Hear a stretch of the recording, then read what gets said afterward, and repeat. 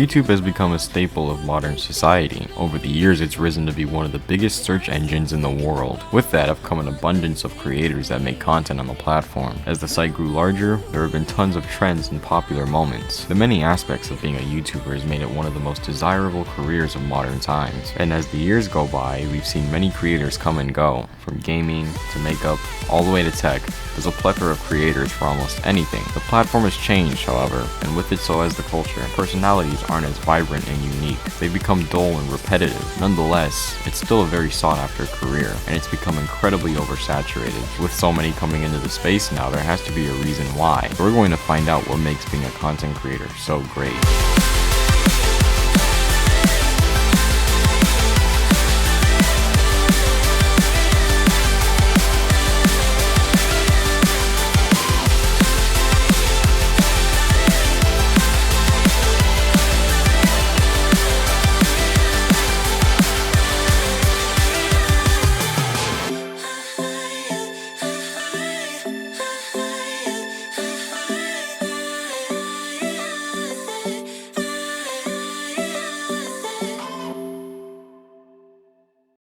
Just to spat out of water laughing. Right. So I think that feeling of like laughter and like I've done something good is what makes me feel successful, which is different because that form of that was numbers. But numbers are, did you add the right metadata? Did you publish it? Not, you know, if George Not Found publishes a video and I do, both of us get less views because people have to pick. That is numbers.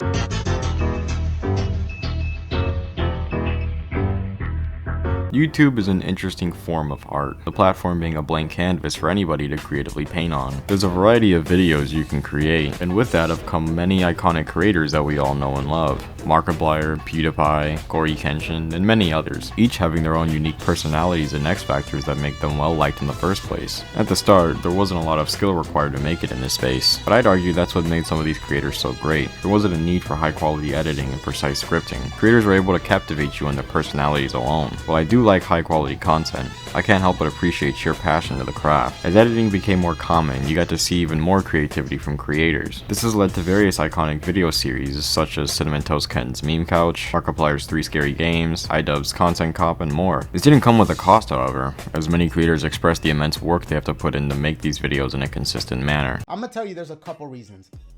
First reason, I was getting constant headaches. Constant headaches all the time because of how much I would scream and be so hyper in my videos. The work was tough for sure, but the passion to do it was still there. And it's that passion that keeps so many afloat many years later. It also has led to legendary videos that are engraved in YouTube history. Releasy's Mortal Kombat finale, Cody Ko's That's Cringe epic morning routines, dashiexp's Ghetto Chef 3 are just a few examples of memorable classics. It's not all personality, nor is it just the editing, but rather a mixture of both that make content creation a form of art. This art, however, has slowly changed in the recent years. They're not videos like you. No. And I believe that. I think that's not going to happen. No, you're never, it's just not gonna no happen. one's ever going to do what I do better than me. Like, it's just not, it's not even humanly possible. Like, I reinvest every penny I make. Yeah. I work every hour I'm awake. I devote every atom in my brain to solving this. I hire the best people on the planet. I've been doing this for 14 years. And I think in decades, not years. So I'm going to be doing this for another 20, 30 years, not 2 or 3. So no, the next me isn't going to be me because no one's going to do what I do better than me. It's not possible. If I thought someone was doing better than me, I'd just start sleeping less so I could work even more. Like, I'd figure it out. I don't give a fuck. The barrier to entry to be you is extremely high.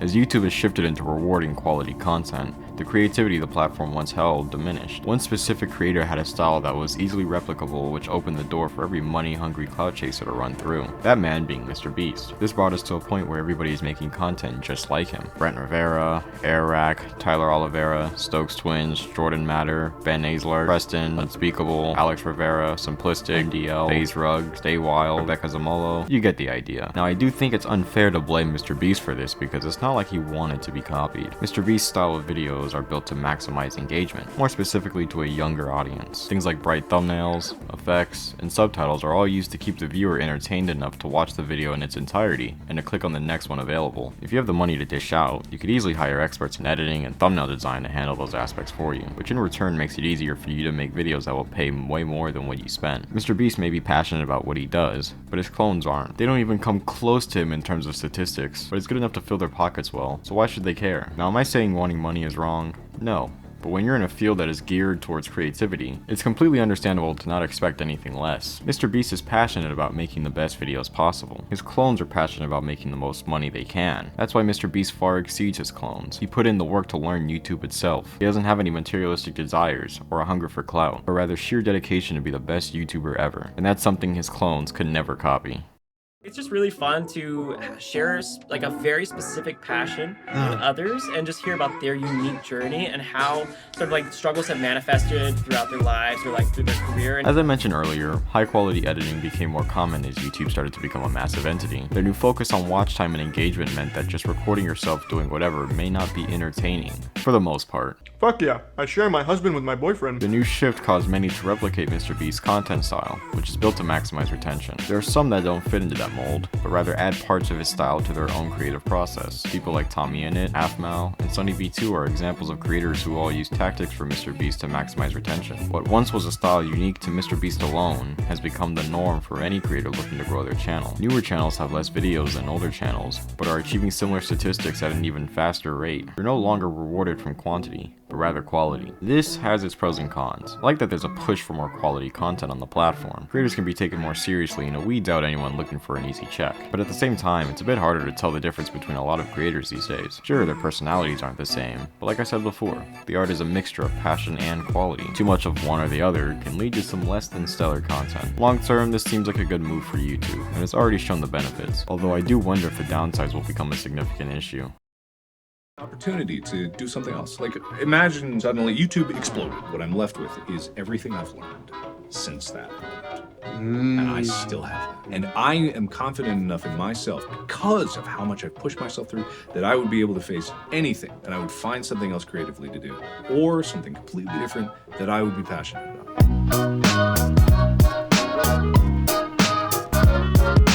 I'm going off script for this one. This is a question that at one point I kind of wondered, and I know many others have wondered as well. Can you still become a content creator where it's very oversaturated, everybody's trying to do it, but at the same time it doesn't really feel like everybody's succeeding at it? When it comes to content creation, or just about anything, the first thing you really need in order to succeed at it is to just want to do it. Content creation really tends to have this misinterpreted view of being this very chillaxed job where you don't have to do much and you can become insanely rich. Now, at one point that was pretty true. It was much easier to break into the space because there wasn't really a standard for YouTube, because YouTube wasn't really this huge corporate entity. It was just a site where you could upload funny stuff. As the years gone by, a standard has kind of been implemented into YouTube and people kind of follow that now in order to make it in the space. It's really kind of forced people to just work on their editing skills so they can make a pretty coherent video. A lot of people really see content creation for what they could get out of it, financially more specifically, which is why we have an abundance of MrBeast clones today. Most of the MrBeast clones just want to have a ton of money.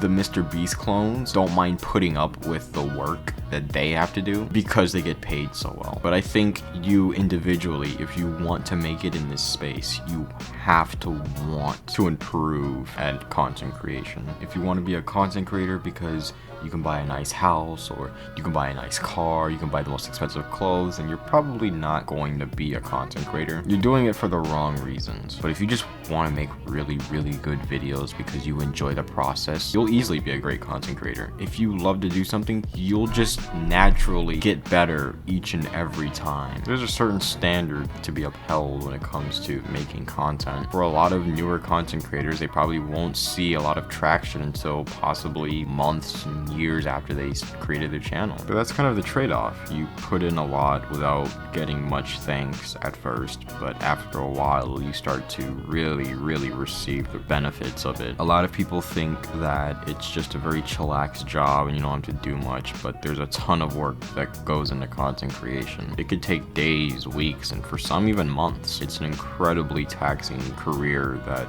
pays well for sure. There's no argument about that, but it's very tiring work. The only reason you don't really see that out of a lot of creators is because they love to do it anyways. It is a difficult job. Not as difficult as others, I will say that for sure, but it is difficult nonetheless. So to answer the question, can you still become a content creator in this day and age? Of course, you just have to want to. I think I got the fever. I'm heated, pumping up the meter. Want me a ringleader, mad party bleeder. Make this with a storm, lead after leader. Hey, can you dig it? I come alive, y'all give me what you got. Back up, pump, stick up, pump your fist up. You check the shadow, no buckshots, a bus slipper.